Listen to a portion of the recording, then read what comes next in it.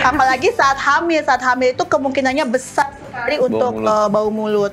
Ya karena perubahan hormon, terus gingivitis, gusi berdarah, belum lagi lubang yang dia nggak mau ke dokter gigi tapi lubangnya ditahan terus, jadi penumpukan sisa makanan di lubang-lubang. Nanti kita bahas ya. Tapi dengan teknik BAS, kalau pagi-pagi benar 3 menit dengan teknik BAS itu sampai sore tuh nafas kita tuh segar. Jadi kita nggak perlu butuh bantuan tambahan apapun kayak obat kumur atau segala macam itu. Hanya dengan sikat gigi yang tepat itu udah oke banget. Itu syarat banget untuk ibu hamil menghilangkan halitosis, gingivitis, dan hal-hal lain.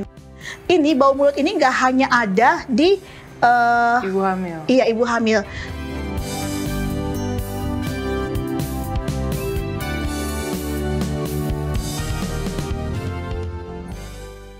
Pada umumnya, masyarakat datang ke dokter gigi hanya pada saat giginya sudah merasa sakit. Padahal, dengan melakukan hal sederhana, kita dapat menjaga kesehatan gigi dan mulut. Terutama, sangat penting apabila seorang perempuan dalam keadaan sedang mengandung. Dan kita akan membahas lebih detail di program Total Health, Hidup Sehat, Pilihan Anda.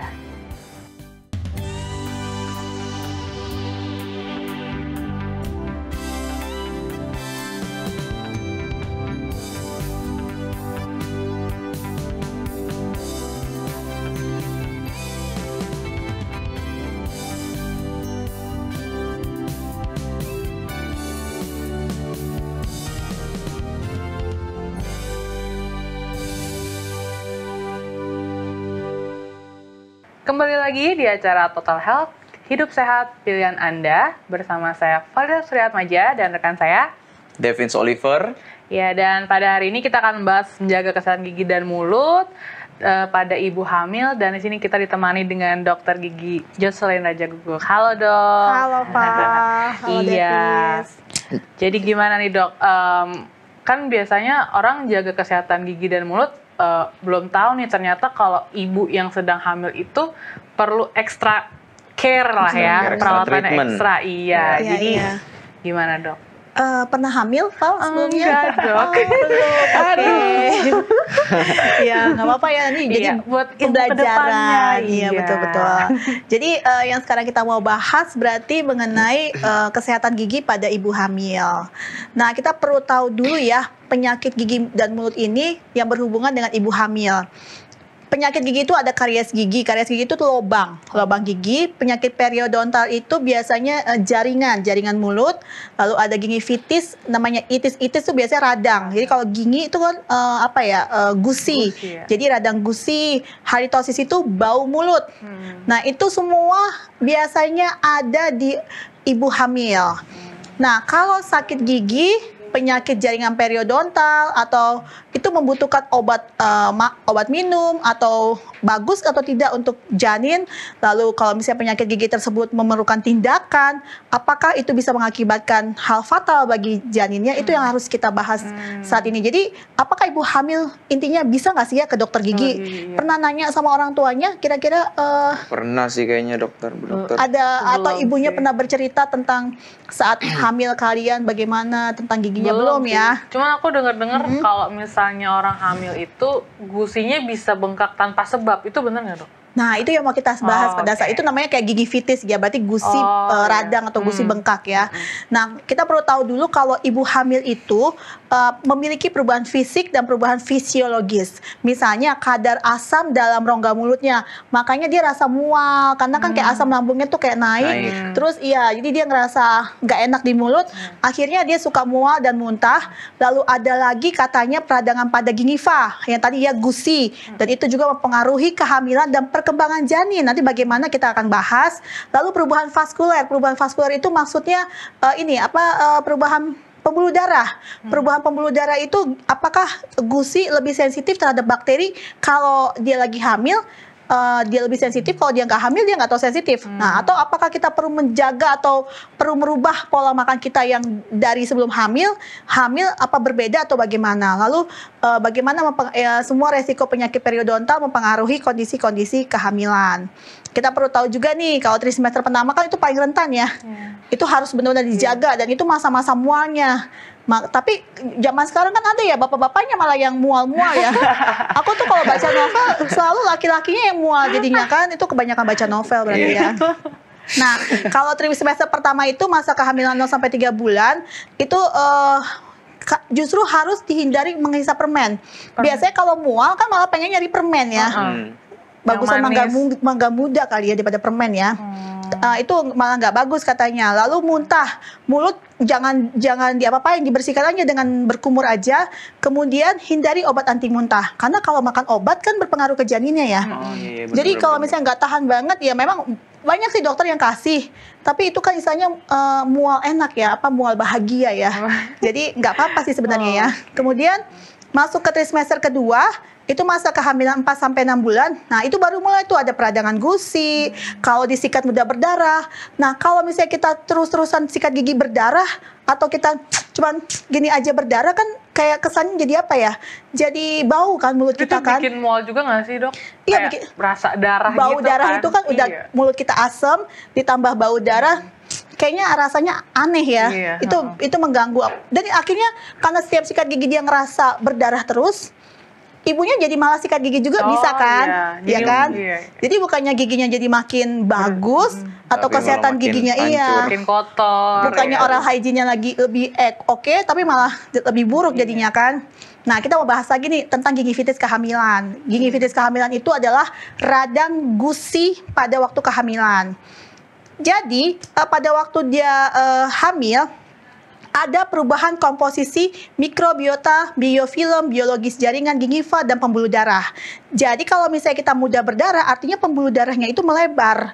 Itu sama dengan gini, kalau misalnya, kenapa sih disuntik sakit? Kalau pernah disuntik gusinya, nah kalau kita tegang, itu pembuluh darah mengecil. Nah kalau ya, Dok? Iya, kalau ngecil makin sakit.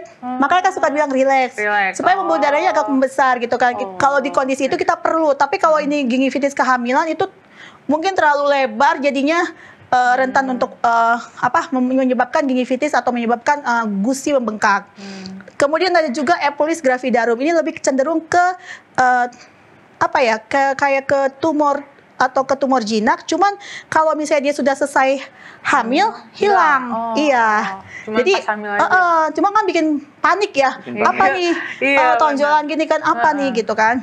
Terus perubahan hormon, ada estrogen, progesteron, itu adalah hormon yang ada di wanita ya. Estrogen dan progesteron itu. Lalu marginal gingiva dan papila interdental merah. Maksudnya gini, gusinya tuh merah-merah, lebih merah daripada kalau misalnya gusi sehat. Jadi kita harus bisa bedakan gusi sehat ini kayak gusi kita sekarang. Tapi ketika dia sudah hamil lebih merah. Nah, itu juga suka ditakuti oleh para ibu hamil.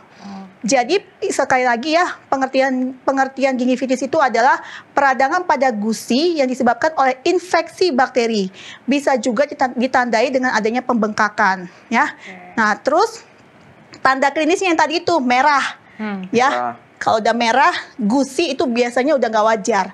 Itu harus dicari tahu penyebabnya. Lalu bengkak, kemudian mudah berdarah. Nih juga, wah ini membuat udah nggak nyaman di kehamilannya, nggak nyaman lagi di mulutnya bagi ibu hamil. Nah, Dok mau nanya, kan tadi kalau misalnya contoh, dokter kasih contoh kalau misalnya kita disuntik gusinya, kalau kita tegang, pembuluh darahnya jadi menyempit, terus sakit, jadi harus relax gitu kan. Nah, tapi kan kalau ibu hamil, kalau ibu hamil itu kan harus menjaga emosi lah ya gitu. Nah, tapi kalau misalnya dia ke dokter gigi, atau makin tegang ya, makin tegang. Nah, itu kira-kira gimana ya kan? Ya, jadi dia tuh berpikir, wah kalau saya ke dokter gigi lalu dilakukan tindakan, bahaya nggak? Pertama yang dilakukan adalah bahaya nggak ya buat babynya. Itu sama dengan tadinya gadis dia pakai behel lalu dia hamil, dia akan selalu tanya sama saya, dok, ini gimana? Saya masih pakai behel, aman nggak ya buat janin? Nah gitu kan. Nah itu memang dokter gigi punya kerjaan banget untuk menjelaskan mana yang aman, mana yang tidak aman. Jadi kalaupun misalnya begitu kasusnya, nggak apa-apa, tinggal dijelaskan aja. Berarti sebenarnya kalau misalnya kita mau merencanakan, misalnya kayak suami istri itu mau punya anak gitu, ada baiknya juga agak sih kayak konsultasi ke dokter gigi dulu atau? Ya iya dong, apalagi mau kawin, mau nikah. Gak enak malam pertamanya kalau bau jigong, ya nggak? Ya harus, jadi memang harus pergi ke dokter gigi selain untuk oral hygiene-nya bagus. Banyak banget kepentingannya untuk hal-hal lainnya. Nah, jadi ini nih ya hubungannya periodontitis dengan kehamilan. Periodontitis itu jaringan di mulut. Jaringannya radang. kalau gingivitis itu gusinya radang, tapi gingivitis itu termasuk bagian dari periodontitis. Ya, jadi aku sorry ya bahasa itu kalau jaringan tuh jaringan gitu loh. Kalau gingivitis gusi. Nah, pada waktu hamil ada 4 bakteri yang memicu peradangan melalui peredaran darah. Jadi waktu hamil ada 4 nih bakteri. Artinya lebih banyak bakteri pada ibu hamil dibandingkan ketika kita tidak hamil. Lalu katanya bakteri patogen ini atau bakteri patogen periodontal ini bisa menyebabkan prematur. Nah, itu juga bahaya ya, jangan sampai itu terjadi. Makanya, apa dong yang harus dilakukan untuk ibu hamil? Gingivitis itu harus di-maintenance. Jadi, bakteri dan produknya interaksi dengan membran memicu produksi prostaglandin, kontraksi otot rahim, dan dilatasi serviks sehingga bakteri masuk lebih banyak. Jadi ketika ada bakteri yang 4 tadi, dia tuh memicu semuanya, ya entah rahim, entah serviks, bakterinya lebih masuk lagi, dan itu bahaya sekali untuk waktu kelahiran, sehingga menyebabkan si prematur tersebut. Nah, lalu bagaimana nih cara untuk menanggulangi gingivitis pada ibu hamil? Yang pertama diperhatikan adalah kalau kita punya kebiasaan kontrol ke dokter gigi 6 bulan sekali, sehat ini kita, jaringan periodontal kita, jaringan mulut kita, gusi kita sehat. Jadi walaupun kita hamil kita nggak banyak perubahan sebenarnya. Masalahnya adalah bagi ibu-ibu yang jarang ke dokter gigi atau berpikir dokter gigi itu nggak. Ya, maksudnya ke dokter gigi itu kalau nggak sakit gigi untuk apa ke dokter gigi kan? Jadi ngapain kontrol juga 6 bulan sekali? Padahal plak, karang gigi, dan sisa makanan ada terus. Sekarang gimana sih caranya supaya nggak ada karang gigi? Gimana caranya supaya kita nggak memiliki karang gigi? Ke dokter. Kalau ke dokter gigi kan udah berarti punya karang gigi, dibersihin kan? Tapi gimana caranya nggak punya karang gigi? Rajin sikat gigi. Nggak juga, jangan punya gigi. Atau jangan makan. Berarti kurang lebih sebenarnya di gigi itu nggak ada yang namanya kotoran tuh hilang begitu saja, total, gitu iya. Ya. Pasti selalu ada. Iya, makanya perlunya pentingnya 6 bulan sekali. Jadi gini loh, kalau karang gigi itu isinya itu, jangankan karang gigi dulu deh, plak itu isinya 99% kuman. Itu plak yang bersatu, yang terus menambah-nambah. Plak itu suka berteman.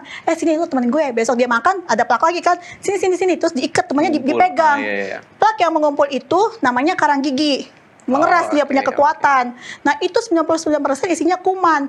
Dan plak atau karang gigi ini makanannya cuma 2. Benda keras di mulut itu 2. Tulang sama gigi.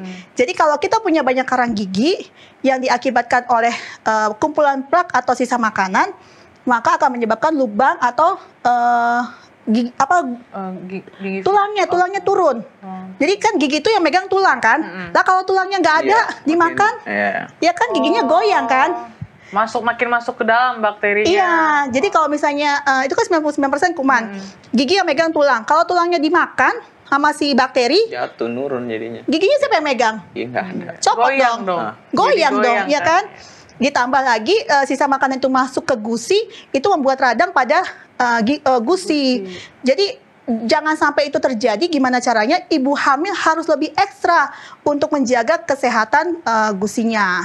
Nah, Bu Dokter, pengen nanya nih, tadi kan banyak batu bakterinya itu, emang itu bakterinya itu sebenarnya pertanyaannya datang dari mana aja? Apa pure cuma dari makanan aja kah? Makanan-makanan yang ngumpul jadi bakteri itu kan? Karena tadi kan dibilang ada bakteri yang muncul ketika pas ibu itu hamil doang. Hormon. Jadi gerakan hormon itu memicu bakteri-bakteri itu timbul di dalam mulut kita.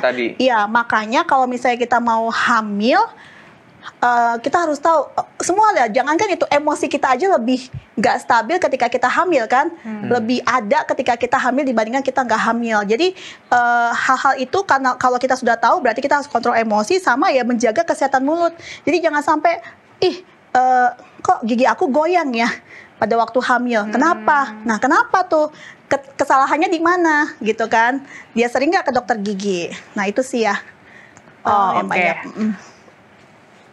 Oke dok, setelah penjelasan dokter tadi ada yang mau aku tanya. Jadi beberapa teman aku kan kalau saat mereka lagi hamil tuh suka ada yang nonjol-nonjol tuh di gusinya gitu ya. Dan Itu apa sih? Cuman sebelum dokter jawab, kita akan kembali lagi setelah yang satu ini, tetap di program Total Health Hidup Sehat Pilihan Anda.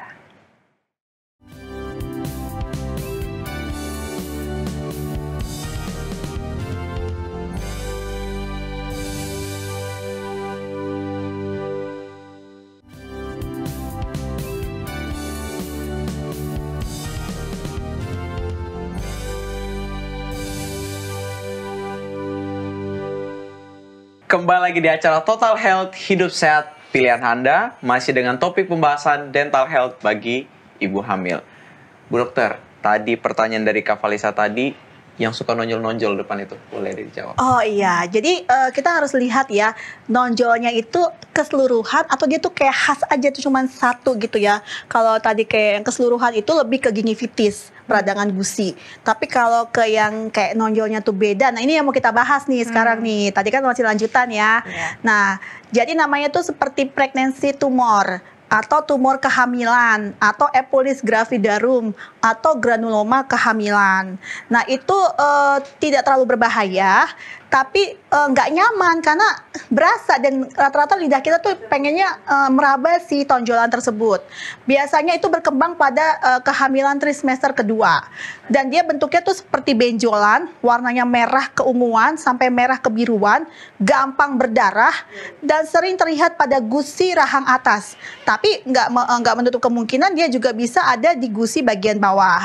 Nah, tumor ini adalah namanya lesi proliferatif jinak pada jaringan lunak mulut dengan angka kejadian 0,2% sampai 5% dari ibu hamil. Jadi jarang. Jarang. Karena ini kan tumor jinak ya. Kalau gingivitis baru yang sering. Itu pun pada ibu-ibu yang careless dengan oral hygiene-nya atau tidak terlalu memperhatikan kesehatan mulutnya. Berarti nggak semua juga gingivitis Gingivitis, iya. Ada sih mungkin yang kecil-kecil, tapi nggak terlalu kelihatan banget. Kayak saya sih, kayaknya nggak ngalamin ya, nggak pernah ngerasa kayaknya kalau sikat gigi tuh langsung berdarah banget, enggak, karena emang langsung protek dengan gigi sendiri kan. Nah, tumor ini biasanya dia berkembang cepat dan kemungkinan berulang kembali kalau dia hamil lagi. Jadi misalnya dia habis hamil nanti hilang, tapi nanti kalau dia hamil lagi datang lagi nih si epulis ini. Penyebabnya nggak diketahui dengan pasti, tapi yang jelas faktor utamanya adalah kebersihan mulut yang buruk. Jadi sama ya, semua yang namanya gingivitis, tumor jinak itu karena kebersihan mulut yang buruk. Jadi gampang kok, gimana caranya supaya ibu hamil ini nyaman, mulutnya bagus, giginya sehat, hanya mempertahankan kebersihan giginya dan mulutnya. Iya, ibu hamil yang memiliki epulis gravidarum biasanya juga menderita gingivitis kehamilan yang luas. Jadi dia nggak cuma itu doang menderitanya, tapi dia juga biasanya katanya bengkak-bengkak semua. Ya, ini umumnya tumor ini akan mengecil dan menghilang dengan sendirinya seperti yang saya bilang tadi ketika dia sudah melahirkan bayinya. Sehingga perawatan yang berkaitan dengan tumor ini sebaiknya ditunda.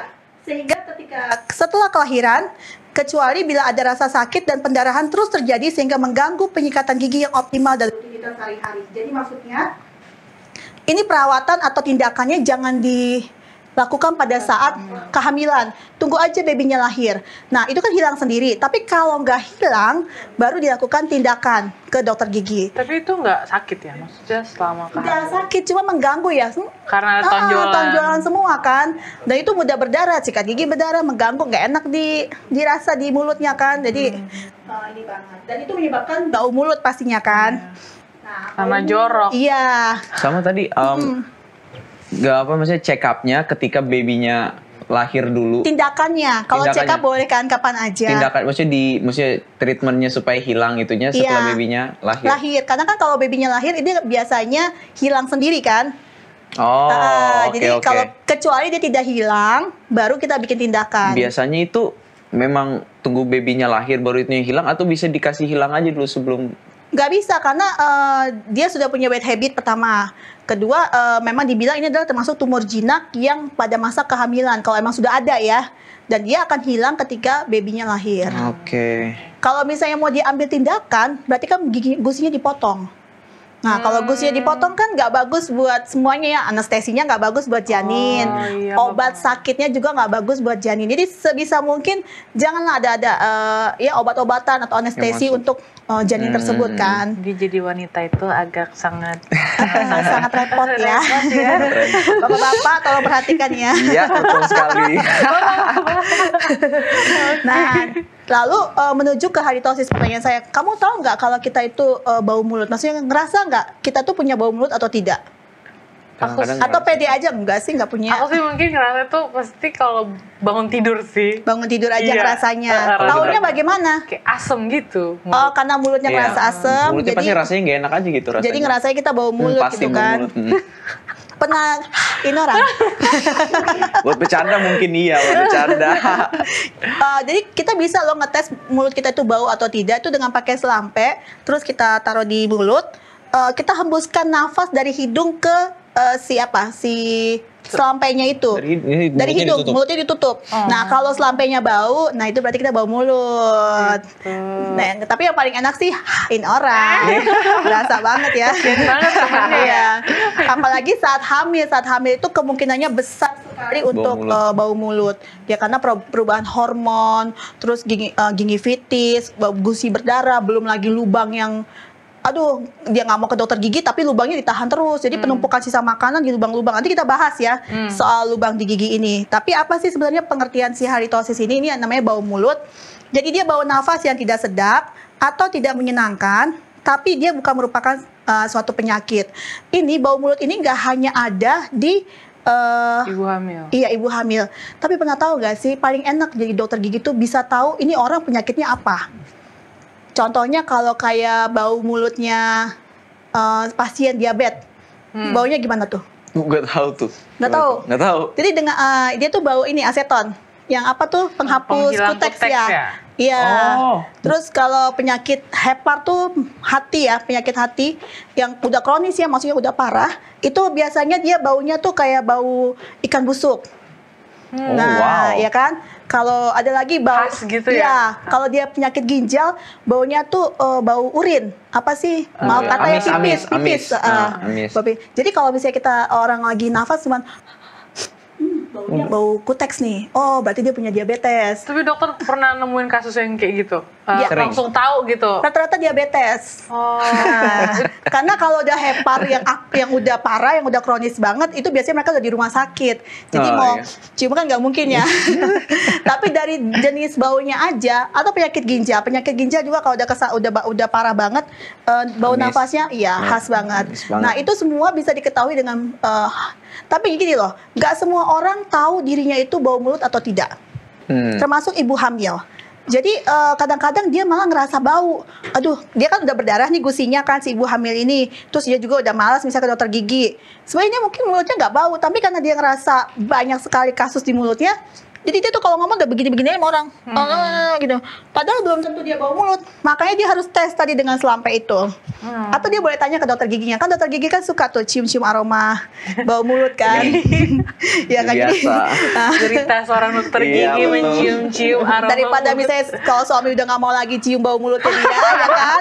Boleh minta bantuan Waduh. dokter gigi untuk melihat apakah baunya mulutnya atau bau atau tidak. Supaya dia jangan tidak sampai kehilangan kepercayaan diri kan. Biasanya mereka akan atasi itu dengan obat kumur. Pernah kan ini obat kumur pakai Pernah sih pakai obat kumur. berapa lama tuh memakainya?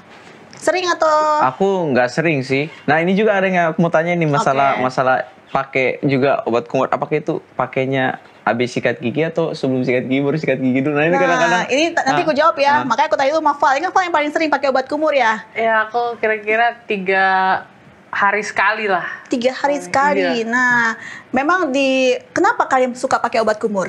Supaya wangi aja. Iya kayak berasa seger. Iya, supaya Gak berasa pede segar. ya. Nah, inilah ya.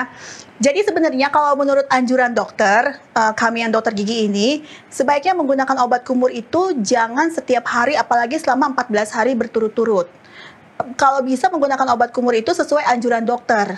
Kenapa? Jadi gini, di dalam mulut kita itu ada bakteri jahat dan bakteri baik.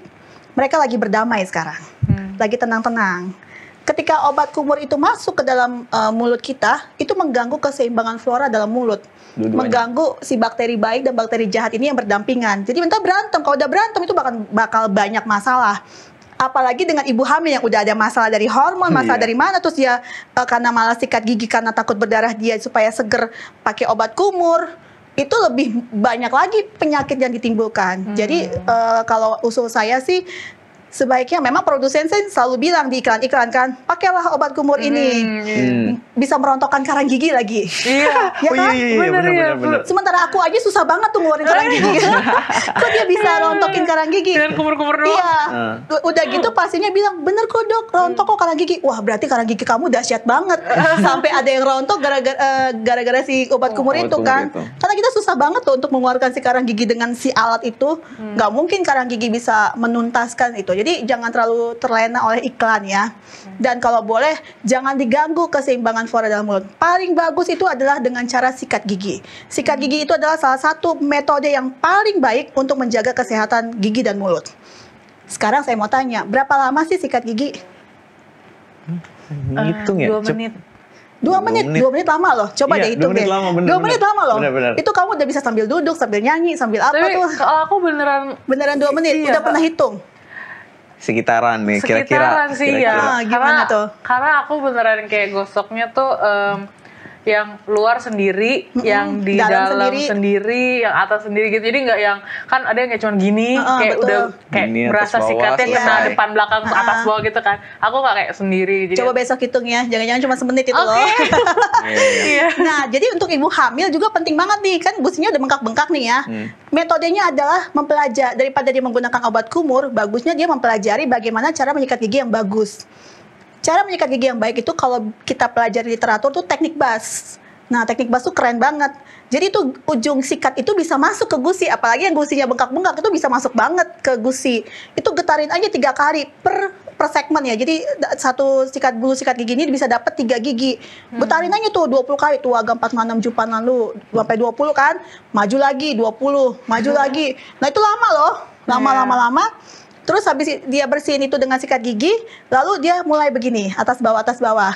Jangan pernah menggosok gigi seperti ini. Maju Kenapa? mundur gitu ya. Iya, kenapa? Depan belakang gitu ya?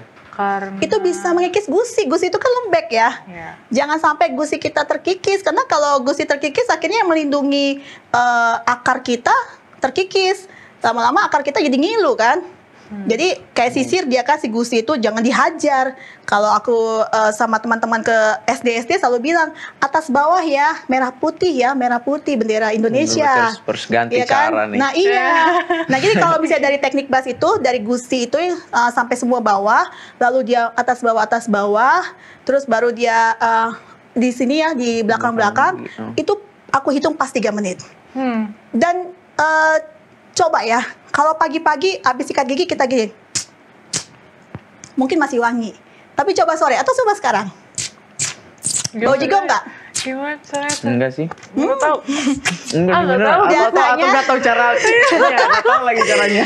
Biasanya tuh bau gitu ya, bau jigong gitu. Tapi dengan teknik bas, kalau pagi-pagi benar 3 menit dengan teknik bas itu sampai sore tuh nafas kita tuh segar. Jadi kita nggak perlu butuh bantuan tambahan apapun kayak obat kumur atau segala macam itu. Hanya dengan sikat gigi yang tepat itu udah oke banget. Itu saran banget untuk ibu hamil menghilangkan halitosis, gingivitis, dan hal-hal lainnya. Padahal sederhana banget ya, hanya Iya, dengan sederhana. gosok gigi Betul. itu bisa menghindari segala macam penyakit. Iya.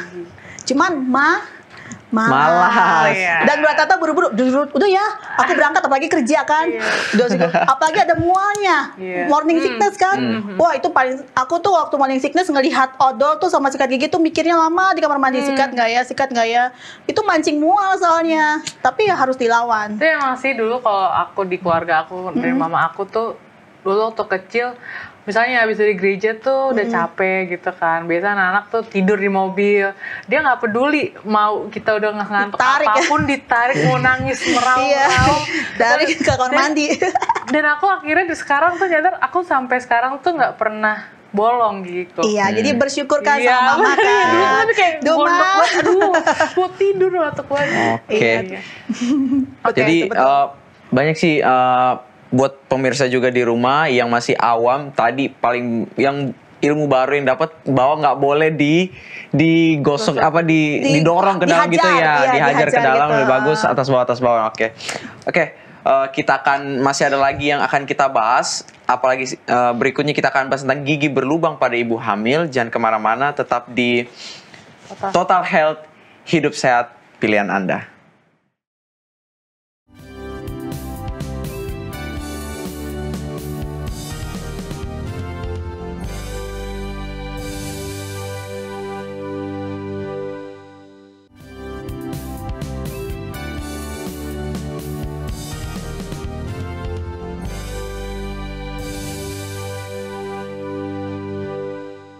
Kembali lagi bersama kami di Total Health, hidup sehat pilihan Anda. Dan tadi kita sudah membahas tentang halitosis atau bau mulut pada ibu hamil. Dan sekarang pertanyaan selanjutnya, apakah kalau kehamilan itu juga berpengaruh giginya jadi berlubang, Dok? Oke, kita bahas ya tentang lubang gigi pada ibu hamil. Jadi kehamilan itu nggak bisa dibilang menyebabkan langsung gigi berlubang. Itu memang kesalahan dari si ibu hamil aja. Kenapa giginya jadi berlubang? Tadi seperti saya bilang, sisa makanan yang melekat yang tidak bisa digosok pakai sikat gigi itu 95% kuman dan makanannya cuma 2 di dalam mulut, yaitu gigi itu sendiri dan si tulang. Jadi yang menyebabkan giginya lubang itu berarti sisa makanan yang tidak tersikat. Nah, kenapa tidak tersikat? Berarti dia kurang menjaga kebersihan mulutnya. Nah, wanita yang hamil lebih asam dibanding dengan yang tidak hamil, dan konsumsi makanannya biasanya mereka tuh suka yang mengandung gula karena kalau udah asam gak enak ya. Jadi mereka udah sering makan yang permen atau misalnya yang berbau gula, terus jarang menyikat gigi. Kalau misalnya bisa ditayangkan di slide ini yang tooth anatomy. Tooth anatomy ini adalah yang tadi yang pernah kita bahas mungkin beberapa waktu yang lalu ya. Tooth anatomy mungkin bisa ditayangkan slide-nya sesudah ini. Itu ada tadi 3 lapis ya, kalau kita bisa lihat ada yang putih, ada yang peach ya, yang peach, dan ini ada yang pink ya kalau misalnya di foto ini. Nah, yang putih ini adalah enamel, dentin, lalu saraf ya. Kalau lubang sudah ada di enamel, lubang, garis titik hitam aja, titik hitam atau ada garis aja hitam di yang warna putih, kita buka mulut kita bisa lihat ada titik hitam, itu sudah karies atau sudah lubang. Hanya karena kita nggak ngerasa sakit, kita pikir sudahlah, nggak usah ditambal, kan nggak sakit. Lalu karena nggak ditambal, lubang yang kecil itu masuk ke lapisan yang peach ini, yang kedua. Kalau sudah masuk ke lapisan yang peach ini, kita cenderung ngerasa ngilu, minum air dingin ngilu, minum apa-apa ngilu. Tapi yang kita cari adalah odol anti ngilu, ya, yang anti sensitif itu semua ya. Nah, itu kan juga salah. Jadi kita ngerasa gigi kita sensitif gitu. Jadi kita kan nyarinya anti sensitif gitu kan. Odol-odol yang mengandung anti sensitif. Nah, kalau misalnya itu juga nggak ditambal, maka lubang yang kecil itu tadi masuk ke lapis ketiga. Kalau sudah masuk ke lapis ketiga ini, itu baru sakit. Dan lucunya disitulah pasien-pasien, apalagi ibu hamil, cari dokter gigi. Ketika dia giginya sakit, baru cari dokter gigi. Nah, kalau sudah sakit, jadi kalau misalnya lubangnya masih di lapis pertama, masih di lapis kedua, masih nggak ngerasa apa-apa, masih ngilu-ngilu dikit, itu bisa langsung ditambal.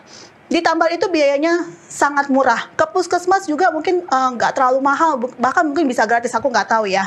Tapi ke dokter-dokter yang termahal pun harganya masih bisa terjangkau. Tapi kalau sudah masuk ke lapis ketiga, itu pilihannya cuma 2, dicabut atau dirawat. Dan dua-duanya membutuhkan obat dan membutuhkan anestesi. Dan itu nggak cocok buat ibu hamil. Jadi bayangkan kalau sudah sakit gigi, nggak ada lagi pilihan ditambal. Jadi nggak bisa, aduh aku sakit gigi, gigiku lubang, boleh nggak ditambal? Nggak bisa ya. Jadi harus dirawat atau dicabut pilihannya. Nah, ini serba salah. Ada pernah pasien saya datang lagi kondisi seperti itu, saya bingung mau saya apain.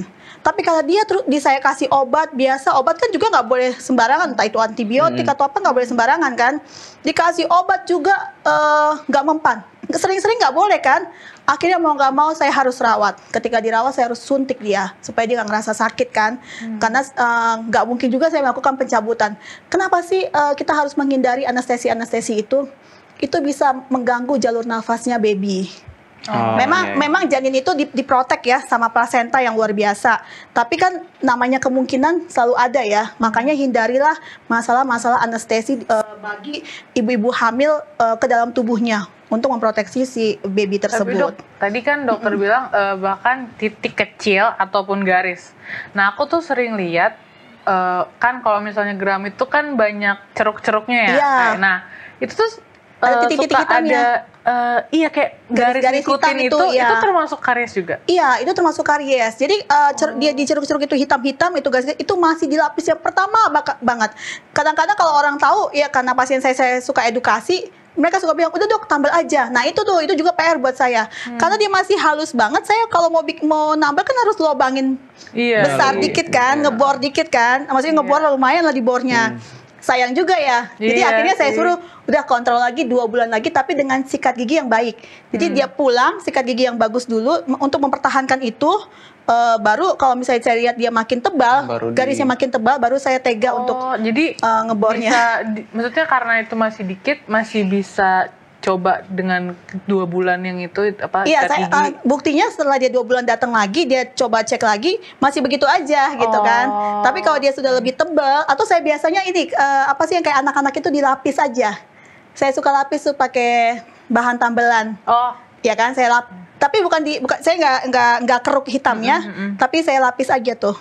Nah itu juga ada istilah medisnya. Terus yang bagian yang belum tebel-tebel banget itu garisan itu emang kalau misalnya anggaplah tadi 2 bulan itu dibiarin aja disikat, emang kebanyakan kecenderungannya memang bakal bisa hilang gitu atau? Dia nggak hilang. Kalau sudah berlubang nggak akan hilang. Tapi begitu aja. Jadi tidak memperdalam. Dia begitu aja. Memang gak bakal hilang. Iya, jadi intinya sih dia apik nggak untuk menyikat giginya. Nah sama dengan ibu hamil, masalahnya sudah ada lubang, contohnya dia cuek aja, malas lagi sikat gigi kan karena mual itu. Nah makin parah lah. Terus tadi kan kalau misalnya ibu hamil itu mulutnya lebih asam. Nah terus ya memang sih jadinya pengen yang manis. Sementara sebenarnya harus menghindari yang manis-manis juga. Nah itu kira-kira untuk mengsubstitusi permen atau apa, baiknya apa dok? Nah, jadi gini ya, yang saya mau tanya adalah yang bahaya, ini buat gigi ya, saya nggak ngomongin sistemik ya, memang kalau yang manis buat sistemik nggak bagus ya, diabetes kan. Tapi kalau misalnya untuk gigi nih, sebenarnya masalahnya itu di manisnya atau di melekatnya? Jadi kalau melekatnya kali ya. Kalau misalnya dia makan permen, lalu langsung sikat gigi, nggak ada masalah. Iya, tapi malas sih nggak sikat gigi. Nah itu. Jadi seandainya dia tiap 2 jam sikat gigi, ya go aja makan itu. Terus aja makan permen, nggak apa-apa. Apalagi makan biskuit tuh. Biskuit kan langsung lengket banget kan. Nggak apa-apa sikat gigi terus-terusan gitu. Nggak apa-apa. Bukan buat ibu hamil doang nih. Iya, asal bagus cara sikat giginya, jangan merusak gingiva tuh gusi. Cuman apa iya tiap 2 jam mau sikat gigi? Kalau jadi yang mana yang bagus? Kuantitas sikat gigi atau kualitas sikat gigi? Nah itu. Banget. Jadi kualitas sikat giginya yang perlu dijaga. Nah, Bu Dok. Gimana nih tips merawat gigi ibu hamil untuk mencegah yang tadi nih yang nggak diinginkan? Ya, jadi sebenarnya nggak ada hubungan antara sakit gigi pada ibu hamil dengan kehamilannya. Semuanya tergantung pada ibu itu sendiri, apakah dia mau menjaga oral hygiene-nya atau kesehatan gigi mulutnya secara lebih ekstra kalau kita hamil. Buktinya banyak sekali ibu hamil yang baik-baik aja, nggak ada peradangan gusi, giginya tetap bagus, dan bahkan sampai dia punya 5 anak pun giginya tetap bagus. Dan jangan salahkan diri kita, saya emang tipenya giginya rapuh gitu. Jangan salahkan. Kenapa gigimu rapuh? Yaitu karena kesalahanmu untuk tidak merawat gigi itu sendiri. Dan simpel sekali ya. Kalau ditanya apa yang resminya apa itu, bagaimana cara merawat gigi ibu hamil ya, periksa kondisi kesehatan rongga mulut ke dokter gigi yang rutin, terus membersihkan kebersihan rongga mulut dengan baik, lalu berkumur juga dengan baik, maksudnya jangan kayak kuat banget gitu. Lalu kalau bila dibutuhkan perawatan gigi dan mulut, tolong hindari penggunaan obat-obatan dan anestesi lokal selama hamil.